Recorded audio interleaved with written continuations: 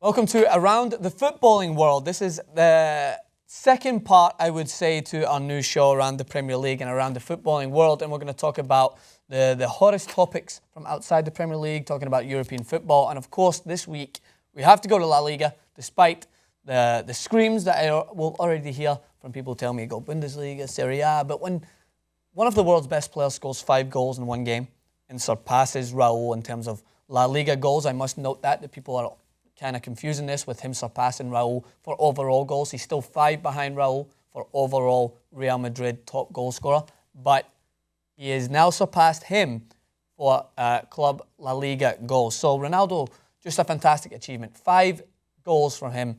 An unbelievable performance in terms of Real Madrid as a whole, I felt. They just clicked in every aspect. Another highlight of the difference between quality between the top teams and the lower teams for me. You see Barcelona starting against some of the harder teams like Bilbao and against Atletico Madrid and Malaga, who are, I think, are a good competitive team. And you see Real Madrid just come out and absolutely demolish. And Ronaldo gets 5 goals. And if you watch the game, well, obviously one of them is a penalty kick, but you see the distribution and how well Ronaldo fits in when the distribution around him is working perfectly. And I think that Gareth Bale had a great game, looked to pick him out inside the box. And I think that although some of them were tap-ins, you're always confident that Cristiano Ronaldo is going to put those in the back of the net. And the funniest thing about this is it sparked the conversation already. And that's what I love. That's what I love about football fans, is because whether you believe right or wrong that Cristiano Ronaldo is the best player in the world or Lionel Messi is, you're already starting this argument because Ronaldo just scored 5 goals. Messi came off the bench and scored a winning goal. People are just going to automatically go, well, he scored 4 more goals, so clearly he's the better player.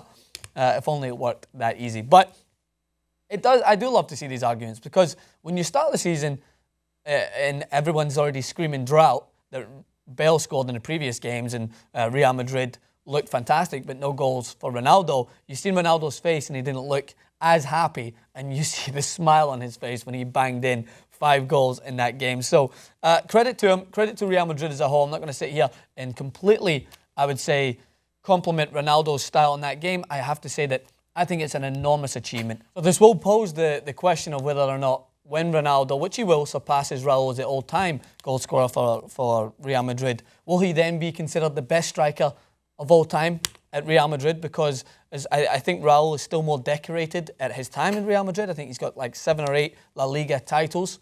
Cristiano Ronaldo not at that level yet. I think he has, don't quote me, I think he has 2 Champions League titles or 3 Champions League titles for Real Madrid. Cristiano Ronaldo with that one with Real Madrid and the one with Manchester United. So when you look at it from that standpoint, Raul was there longer and he was known as the most loyal of Real Madrid players there for many years. Cristiano Ronaldo, although he has now been there, people overlook that he's been there for several years now at Real Madrid.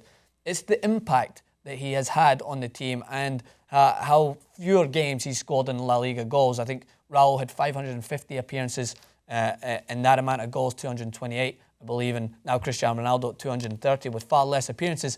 You cannot help but look at those statistics and think that is a phenomenal achievement, and his goal-to-game ratio is just stupid. It is literally stupid. So I can try and be as grammatically correct as possible and give you all these fancy words, but it is stupid how many goals, or stupid, you guys say here in America, how many goals Ronaldo has scored for Real Madrid in the time and the amount of games that he's played. So it does pose a question. I'm not going to answer it because I want you guys to answer it. I have my opinions, but I will interact. I will save my opinions for you guys once you comment. If Ronaldo, which he will, goes on to surpass Raul as the all-time goal scorer for Real Madrid, will he then be, or is he already the best striker for Real Madrid in their history? And of course, we cannot talk about La Liga without going on to the other big game.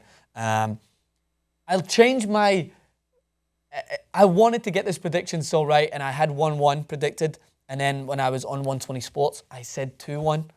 I did say that straight there, and you can check that up to verify before the game. So I deserve maybe half the credit for changing my opinion. I thought that Barcelona would just have enough to edge it, and that was great man management from Luis Enrique. I think Messi had his second kid, and I think he was obviously probably up late feeding the baby or something like that, so they decided to sit him for a part of the game. But it worked. They wore Atletico Madrid down. Of course, they conceded, but an unbelievable Neymar free kick got them back. And then that type of goal is exactly the type of goal that should have been scored against Malaga if their keeper just didn't have an absolute field day, because they're still doing that movement. They still get the same passes, and despite the scoreline not being as far-fetched as Real Madrid's scores recently, Barcelona are still fluently moving that ball around.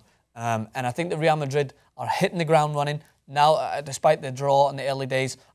It's posing a great competition again. I hope that they continue to push forward so that there's that competition level throughout, so that when they meet each other soon, everyone, as they already will be looking at that game to see who has the early edge. Of course, Real Madrid edged it last year, and it didn't mean shit when it came to the end, but it's still a game to look forward to. So let me know what you guys think about Ronaldo's situation, about Atletico versus Barcelona. All comments in the section below. As mentioned, we will go into further depth when the Geordie comes on in this show next Monday. So count the days, mark it in your calendar. If it doesn't work, I'm walking. I'm only joking. I don't have another job.